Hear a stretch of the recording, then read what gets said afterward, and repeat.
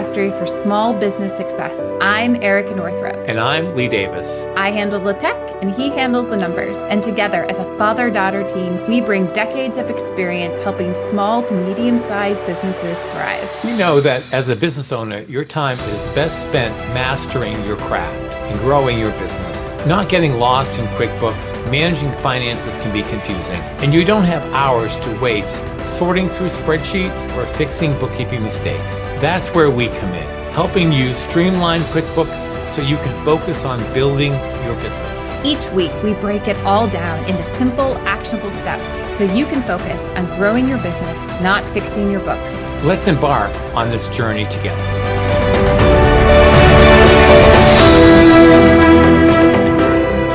Welcome back to QuickBooks Mastery for Small Business Success. I'm Erica Northrup. And I'm Lee Davis. And this is episode 5, how to create a simple business plan that actually works. Okay, people, we're going to dig into this topic that we were just talking about just briefly before we actually started this episode. We actually had another episode planned. We pivoted because my papa had an experience this week that really hit home that having a business plan is so important. I'm excited about this because as you were kind of talking about our roots and where you started and how you got your loan, and this is all a part of it and such an important step that I think a lot of people overlook. You know, Erica, I think it's so true. I think oftentimes people, when they think about starting the business, all they think about perhaps is getting their EIN number and off they go and register the LLC. And, they're in business. I think that is a very common mistake, and which is why more than 60% of businesses fail within the first year. That's a staggering statistic. I mean, people get started and they haven't really given clear thought to the kind of business and all the areas in the way of a business plan that would help them set the right foundation and move forward. They have this idea and they're excited about this idea, this product they want to bring to market or the service they want to offer. And they just throw everything out there, but then they realize they haven't built the foundation, right? They haven't really built the strong foundation and have the direction on where they're going. And that's kind of why every business needs a business plan, right? Without a plan, you're just simply reacting instead of leading, instead of actually moving forward with purpose and knowing exactly what you want to do. I was telling you, I had a call from a business, and it's really refreshing when you get a call for somebody who's really thinking that they'd like to do this and they've already taken a few steps. How could Lee Davis and Company help them? And she had looked at our website and she felt like that we would offer the kind of help and guidance that would help them be successful. And so, yeah, I think that so many factors come into play when you're considering a business, and I think they all lead back to really the foundation of what does it take to start a business. And it really does start with the business plan. I mean, these days you wouldn't set out on a road trip without having a map, without having your Google Maps, or back in the 80s, your paper map. I mean, you just wouldn't do that. You wouldn't just say, okay, I want to make it all the way to California. You've never been to California before, and you have no idea how to get to California. In today's economy, where financing and interest rates, they're not low. So if you're going to work with a bank, having a good banking relationship and establishing that and finding out early on what you're going to need and asking the right questions and having a good understanding about the financial opportunities that, you're going to both experience and challenges you're facing. Because we've been in business quite a few years, I've seen a lot of different people come to me after they've made a series of bad business decisions. I think some people have felt like they could use multiple credit cards to start their business. And one client who came to me for training, they had 14 credit cards. 14 credit cards. Wow. I'm not sure I've ever seen somebody with 14 credit cards.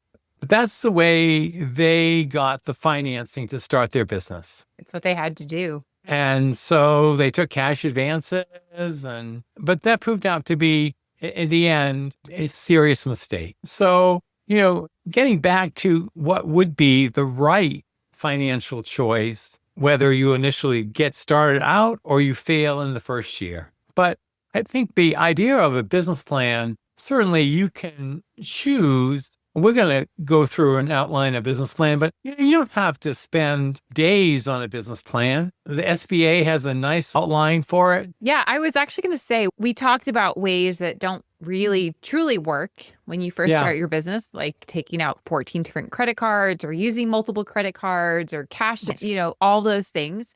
And I feel like the way that we started our business, that when you started back 10 plus years ago, you were talking about you started with the SBA. So talk a little bit about that and what they expected from you, and how was that sort of transition into starting your business and having that kind of clean slate? Because if people are getting started, this would be the way to do it. And if they're not, if they've done it not the most ideal way, they can pivot and do it this way and with some help and get things cleaned up and move in this direction. So talk about when that started and what that looked like. Yeah, I think one of the areas that when we first got started, it is important that you have some kind of financial asset or something to use to start your business. If it's not cash, it needs to be your home that you can leverage with a home equity. And quite frankly, you need to have a credit score that is 80 or above.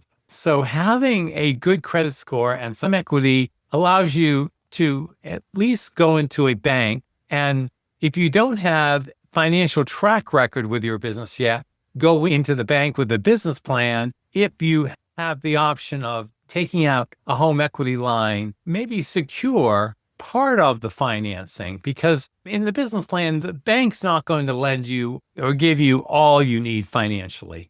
But certainly, if you have a way, and as this business did that I was working with this week, they are going to use their home equity to start their business. And they're going to then work and put that business plan together and work with the bank over a period of time to really get the necessary financing that they'll need. So it's a good foundation. I think when we started, I thought it was good therapy to do the business plan. Yeah. Because it allowed me to ask some of the questions and to dive deeper into what it would take for us to get the business started and the challenges that we'd face. So it was important. And I think one of the areas that I thought was critical is I used an attorney to decide, really what should be the structure of the business. And then once we determined the structure, then I could file for my EIN. So whatever the structure, I think it's important that you don't miss that step. So as part of the business plan, you really need to think about what kind of structure do I need and what are the risks? What kind of risk am I taking to start this business? Right. That's just an area I think is probably the most important when I thought about my business plan. And besides, I had an operating agreement. I hadn't thought about an operating agreement, but I've used that operating agreement over the years. Yeah. When people have asked me for our operating agreement. So those kinds of things are important. Once you've moved over those legal type issues, then you're going to say, all right, what is it? And I started to think about, okay, well, what is my expertise and what networking am I going to do? And think about marketing. I started really giving some thought to, okay, well, what does it look like? Who is my customer? Right. And who's going to send me business? Right. So in our business, it was decided that part of what would need to occur is I'd need to build relationships with accountants. I began to say, okay, who are the accountants I need to reach out to? Yeah. Yes. Basically, those are your funnels, right? Your accountants are your funnels that are funneling people towards you. In any business, you kind of have two customers. You have your direct customer, but then you have the customer that's referring you your business and really working on those relationships. Because I guess at the end of the day, when it comes down to it, the three main reasons why you need a business plan, right, is helping you to set revenue targets, prioritizing spending, and preparing for growth or challenges. Right. Those would be the three main reasons why you would actually put together a business plan. Yeah. And I think if you have some colleagues that are in a similar business, or they're not exactly, but they're very familiar with your business, what you're Yeah. talking about, is really sit down and talk with them about how they got started and what does their business plan look like, and Yes. what would they suggest that some of the challenges that you might face. A mentor is huge. Someone that's already been there, done that. That's a way that you can circumvent and really help with moving that business along and not being stuck with your wheels just turning. Yeah. Absolutely. And so I think what happened is, as I worked on the business plan and put it together, I was then able to bring it to the bank and apply for an SBA loan. And what the banker told me when I brought the paperwork in, she says, well, this is really good. She said, but I can also tell you your credit score, we don't see many with that kind of excellent credit score. So the combination of having a good financial history and also a good, solid business plan, but also being personable, is willing to listen to the banker and build that relationship, became critical in achieving. And ultimately, I wound up getting the financing we needed, plus an additional line of credit with this bank. But it was a good start to use the SBA. And the advantages of using the SBA is the banks are not on the hook for the whole loan. So that if the business goes under, the SBA will guarantee it. And the banks look for that kind of cover. And the SBA does offer oftentimes much more favorable interest rates than our commercial type loan would be. When I talked to the potential client this week, I was talking with her about a particular bank. And I said, you may want to consider this bank because they seem to be very favorable toward businesses. Once you've done your homework, not make you jump through all kinds of hoops to get financing. So now that I think we have drilled into people why they need a business plan, if you don't have one yet, it's never too late to start and have that clear direction on where you're going. Even if you started your business and you didn't do this, now is the time to do that. We're going to talk about the 5 core sections that you need on your business plan. And then we're going to go over a step-by-step guide on how to create that business plan. So the 5 core sections would be business overview. So what you do and who you serve, goals, which would be revenue, profit, growth targets for the year, products and services, so what you sell and how you deliver, marketing plan, how you attract customers, and then your financial plan, so revenue streams and key expenses. This is where your budget fits in, which will be our next episode that we'll have coming out next week, so stay tuned for that one. But let's just talk about these 5 core sections. What do you think when you think about that SBA loan that you applied for and the business plan that had you fill out, the templates you used then? Were these the main buckets that you had to go through for that template? Yeah, I think you've hit it right on the head. What is it you do and who do you serve? And the more specific you can identify out to your services, then you're going to be much more successful. So rather than just say that I did bookkeeping for small businesses, which would be broad, I said, no, I want to focus on these core small businesses. This is the market. And while I do bookkeeping, this is specifically what I do. And so that while you don't get into the minutia, you do start to think about what is it exactly that you do. And so you want to make sure you have that very clear in your mind, because you don't want to take on a customer or take on work that's really outside your scope. Right. So, leave your yes as your yes. Whatever you do, that's your hard yes. And that's where I find where businesses really start to grow, right? Is when they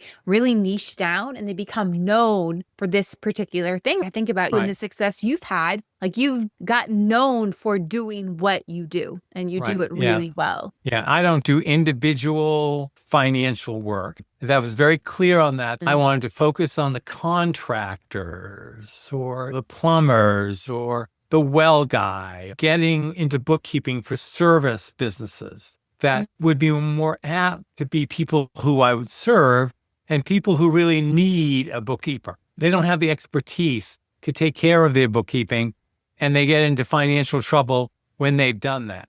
They understand the value of a good bookkeeper. So really defining who you serve and what you do, and then also understanding what your passion is and what you really enjoy to do. If you love what you do, you will never work a day in your life. Good point. That's certainly important about who you serve. Yeah, which is the step one. It's defining your mission and your vision. And with that, where do you want to be in 3 to 5 years? I think another step that people miss is mapping that out, right? If you don't have this clear roadmap, you're just aimlessly moving around. If you don't know, okay, I want to hit these targets in a year, in 2 years, in 5 years, in 10 years. Now, your roadmap and your business plan, all that might change, but having a place to start is huge. Well, and two, you don't want to create your business plan and just give it to the SBA and put it on the shelf. You want to pull it down. You want to keep it on your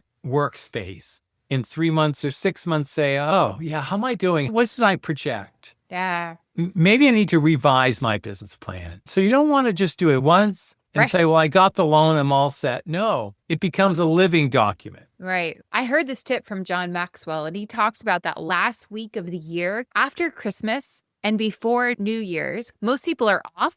There's not a lot of business going on. So he actually uses that time to take an audit of his entire business, right? And so that means revisiting that plan, revisiting your business plan. Okay, how did the year go? Where am I going next year? And I think setting up those, whether you do it yearly and quarterly, however you decide to do it, I'm going to put it on my calendar and this is when I'm going to get to this and I'm going to do it. Yeah. Yeah, it's huge. Okay, so then step 2 is identifying your ideal customer. I don't know if you remember, but this is something that we did in the very beginning. I had gone to a conference somewhere and forget even who it was, but there was a speaker that was talking about your ideal customer and understanding your ideal customer, getting into the mind of your customer and understanding what is their problem and how can I solve their problem? How can I serve them in a way that's going to actually help them and move them in a better place? People ask me advice about websites all the time, and it's probably my number one tip about websites, and we'll get a little bit to marketing, but is to talk about your ideal customer and talk about their problems. People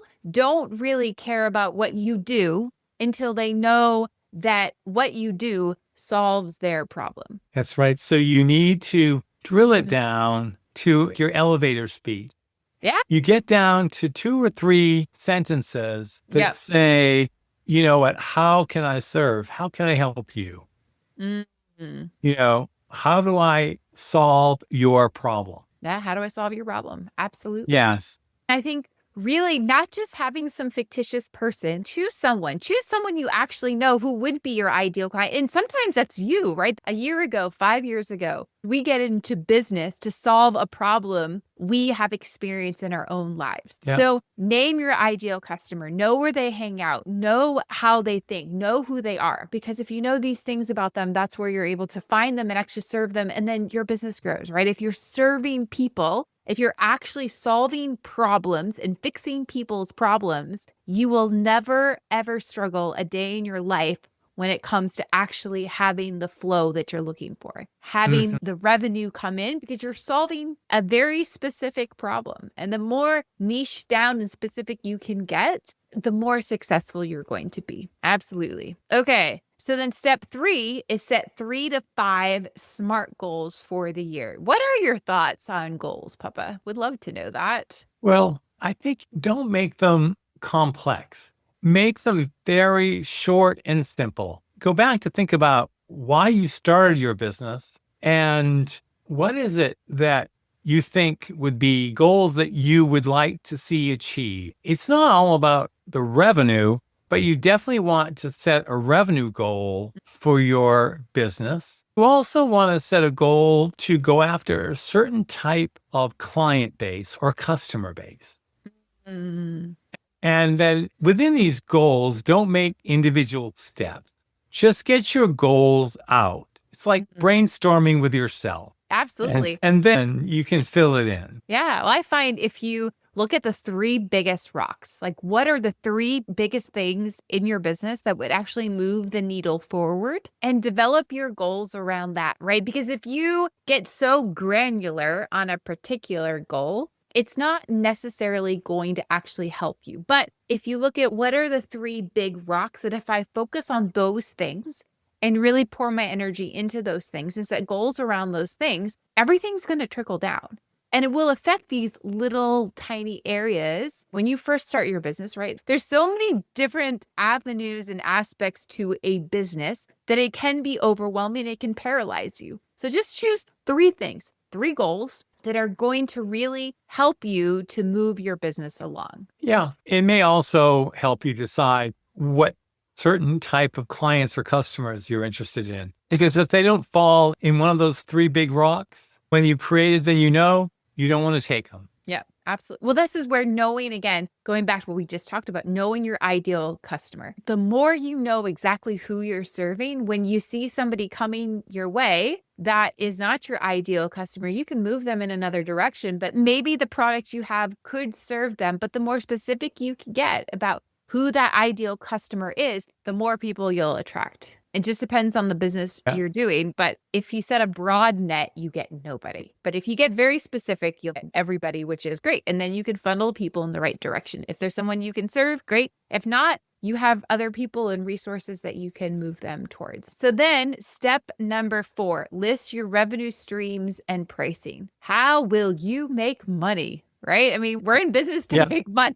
Let's not forget that. I tell people all the time, one of the questions I tell them that we got to answer is, how do you make money? And so that oftentimes helps me, and it also helped myself to think about, okay, what kind of systems do I need in place? What kind of services does that mean? Products, subscriptions. And I think if you can answer that, then it will help you to really look at your revenue stream and also to be able to analyze your pricing. And I think what's been critical over the years, and like our website, is we've been very transparent about our fees. Yeah. And I think the clients who go there appreciate that. And therefore, by the time that they get to me, they've already looked at our website and know what services we offer, they know what product, and they know about our fees. And so when I was doing my business plan, I went out and tried to get a sense for pricing, and I didn't get a real good sense that people shared their fees on their website. So, that's where we've been very different, because people can go on my website, they can see what our services cost, but somehow you got to get a sense for pricing. You got to know high, middle, low. Right. So you don't want to be the highest, you don't want to be the lowest, you want to somehow be in the middle. In the middle. Yes. And that comes down to doing your research, right? And this is what a plan does. It really helps you to dig in and do that research. And there's so many good resources out now that can really help you to do that research really effectively and do that market research. Yeah, it's good to really hone down exactly what services do you offer and what products do you offer. Mm-hmm. I think that getting to those answers are going to help you get a good revenue stream. Absolutely. Okay. So then step number 5 is outline key expenses. So I think this is important, right? Whatever amount of money that you're going to be asking for from the bank. And it's good to know what are those expenses. So what is the ballpark that you need to be asking the bank for. And just like you said earlier, like the bank is not going to give you all the money that you ask for. But you said a realistic, okay, you know what? I need, $5,000, $6,000 to get my website off the ground. I need, this amount of money that's going to go towards, let's just say you're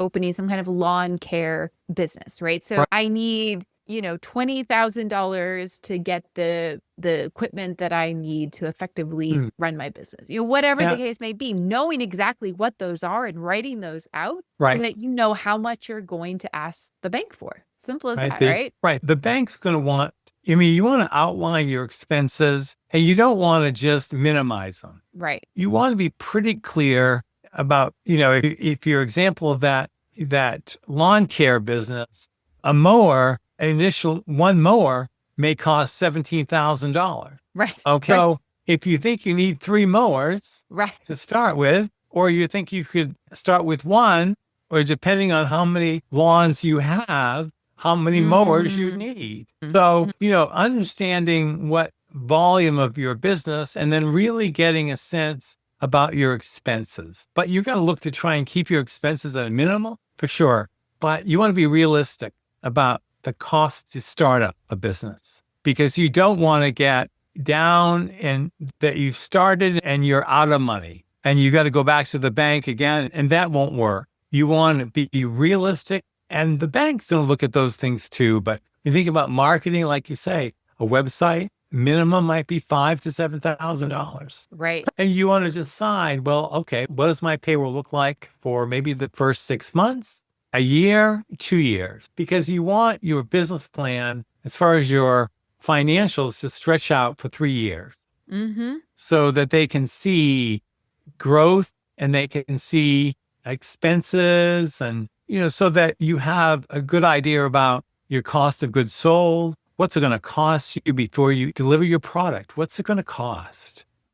And before you have any other expenses, what's your cost of goods sold? Just so you get a good handle on that, you have a good idea about your costs and whether you should be considering that rent for $4,000 or whether you may want to consider working out of your garage to start. Right. Make sure you've figured out why you have to have that $4,000 a month rent and how you can produce the income based on that $4,000 a month rent. Right. Really helps you to make the right decisions. Yeah. When you have all of this in place, when you know where you're going and what things are going to look like at that point. It's huge. It's important. And then also you want to figure out, how are you going to get paid? Right. Absolutely. And we're going to talk about that in a couple of weeks is exact that. Like, how do you pay yourself as a business owner? What does that look like? I think it's something that people really struggle with. How do you both sustain your business and also give you that revenue that you need, maintain your life so that you're really successfully doing what you want to be doing? And the other area that I think is really important is, okay, so you've gone through your business plan, you've gone to the bank. So what's my debt service? How am I going to pay back my loan? How much is it? So, key expenses are, if you can keep your initial debt service down to a minimum, you put some money into your business, because whether you took a home equity loan and you decide to pay it back yourself, the point is that if you have some capital to start your business, then you're going to have that much greater success. And when you think about putting in your financial based on your income and your expenses. Absolutely. So keeping your debt down to a minimum is going to help you get started. Absolutely. We're going to be doing an episode on budgeting next week. We'll dive a little deeper into creating those budgets that just rolls right into having the business plan. So when you have that budget, actually knowing how you're going to spend that money and using the tools in QuickBooks makes this process even easier. Having and successfully running a very smart business. Yeah. Awesome. And so then step number 6 is the marketing snapshot. And this is kind of course, my wheelhouse. But I think knowing where will you focus? There's so many different avenues, so many different ways that you can market these days. Advertising used to be so expensive, right? The threshold of where you could actually advertise as a startup was really very minimal. Now you have social media, you have web presence, you have websites. I mean, there's so many different avenues now that I know it can be very overwhelming. But again, it comes back to knowing who your clients are and knowing where they hang out. Where do your clients hang out on the web? Are they on Facebook? Are they on Instagram? Yeah. Are they on TikTok? Do they actually read their emails? Texting notifications. Are they willing to opt in to texting notifications? Are they willing to get on and browse the internet? Do they know how to use Google? So having a clear vision and knowing who your clients are and knowing where they hang out, it makes the marketing piece a lot easier. It makes it knowing actually where do you want to focus your energy and where do you want to actually build your business using an internet presence. And now these days, I mean, you can build without an internet presence, but you're really shooting yourself in the foot if you don't build using the internet. Well, you really need a good website. The other area that I find in marketing is just the good old-fashioned word of mouth. Word of mouth. You do a good job for a client. Somebody says to them, well, who do you use? Right. And they said, I've got a really good guy I use. Yeah. And you take care of your referral sources. You consider remembering them at Christmas. Low cost, no cost marketing. While it might be the old-fashioned way a bit, it still works where you drop by the office and you might give them a mug or you might drop by something special for them at the holidays, at Christmas. Absolutely. Or the office. You serve people. So if Mm. and you would be of all great people to talk about loving on people. If you care about people, they know it. Yeah. And you drop by and, you say, yeah, I can take care of that issue for you. And you may not, you just may go by and see them. And Yes. they might say, I've got this problem I think you can help me with. Right. I think word of mouth and really just caring and knowing about your customers, your clients.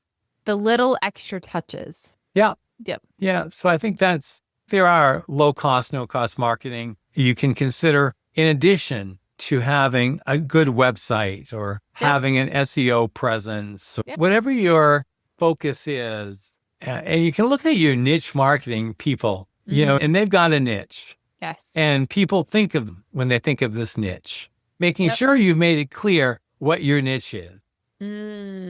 Absolutely. Okay. So now we come to step number 7, and this is your action step. And I don't want people to just listen to this podcast and just do nothing about it. I want to be giving people actionable steps. So this podcast actually helps you move the needle forward, right? So what are the next 90 days? What are you going to do in the next 90 days? I want you to assign tasks and deadlines. And if you don't have that business plan, I want you to do that business plan. Or if you need to revisit that business plan, like this is the time. And I'm actually going to, based off of what we went over in this podcast, I'm going to create a business plan, a template, but I'm going to include one in the show notes. Just click on it and you can start right now. Like this instant, you can start working on that business plan to start really honing in and having that roadmap that you need. So what do you think about that, Papa? Do you think that's a good idea for people? I think it's a great idea. If you think about a new business, I think if you have an existing business and you're thinking about maybe you want to buy another business, and I think what you would be most helpful to do is draft a quick business plan for that acquisition. Yes, absolutely. And so you have just a good roadmap, but don't leave out the business plan for that expansion. Just don't leave that part out. That's a good action item. But say, if you're going to grow your business, dust off your business plan or prepare one, or just get a good idea about what your goals are for this new business and get started with it. Yes, absolutely. Like, don't hesitate. Do it now, because even if you have been in a business for a while and maybe you're stuck at a certain place in your business and you really want to grow, I think having a good direction is going to help you to grow. It's going to help you to move to the place that you actually want to be in your business, whatever that might be. That is awesome. Well, Papa, I think that was a great episode, and I think people are really going to enjoy that and really use this information and help their business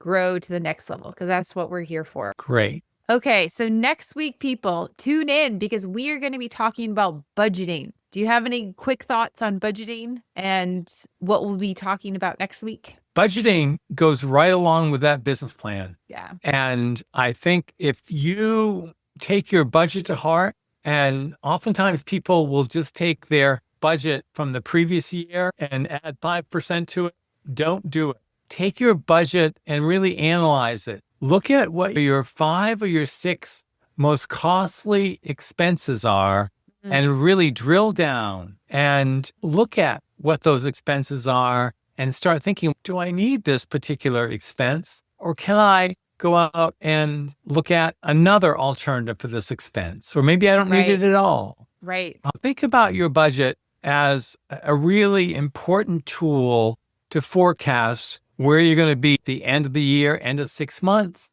Sometimes people find when they review their budget, review the expenses, that they're paying for things they don't need. Right. Or they should be paying for something else that they need. And they can build it into the plan. But use that budget as your financial roadmap to success. I love that. And I'm looking forward to next week, even myself. Yep. Awesome. Well, you guys, thank you so much for tuning in. We look forward to see you next week. And if you found any value in this whatsoever, make sure you subscribe, hit that like button, give us a review. We'd love to hear your thoughts. We'd love to know what you would like us to talk about.